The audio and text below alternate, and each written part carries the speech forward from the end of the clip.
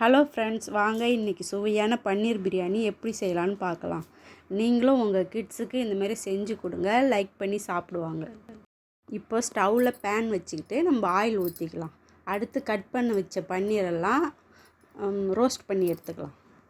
2 பக்கமும் திருப்பி விட்டு ரோஸ்ட் பண்ணிக்க வேண்டியதான்.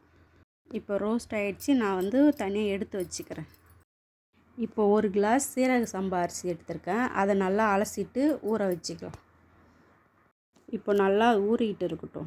ஒரு 10 நிமிஷம் ஊறட்டும். அதுக்குள்ளே நம்ம பிரியாணிக்கு உள்ளதெல்லாம் ரெடி பண்ணிக்கலாம். குக்கரில் ஆயில் ஊற்றிக்கலாம்.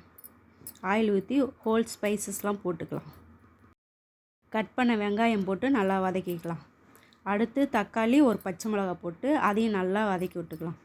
அடுத்தது இஞ்சி, பூண்டு, கொத்தமல்லி, புதினா போட்டு அரைச்சி வச்சுருக்கேன். அதையும் சேர்த்துக்கிறேன்.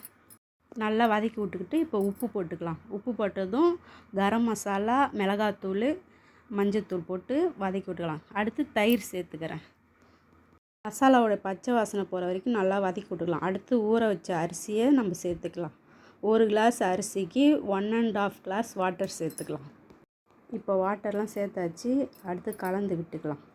கலந்து விட்டுட்டு கொஞ்சமாக லெமன் ஜூஸ் சேர்த்துக்கலாம். லெமன் ஜூஸ் சேர்த்தாச்சு. அடுத்து நம்ம பன்னீரெல்லாம் அதில் சேர்த்து நல்லா கலந்து விட்டுட்டு மூடி வச்சுக்கலாம். மூடிட்டு ஒரு 2 விசில் வரட்டும். நம்ம ஆஃப் பண்ணிக்கலாம். 2 விசில் வந்துடுச்சு. பாருங்கள், நல்லா வெந்திருக்கு பாருங்கள். நல்லா உதிரியாக வந்திருக்கு. இப்போ கொஞ்சம் புதினா சேர்த்து கிளறி விட்டுக்கலாம். அவ்வளோதான், பன்னீர் பிரியாணி ரெடி. நீங்களும் இதேமாரியே ட்ரை பண்ணி பாருங்கள்.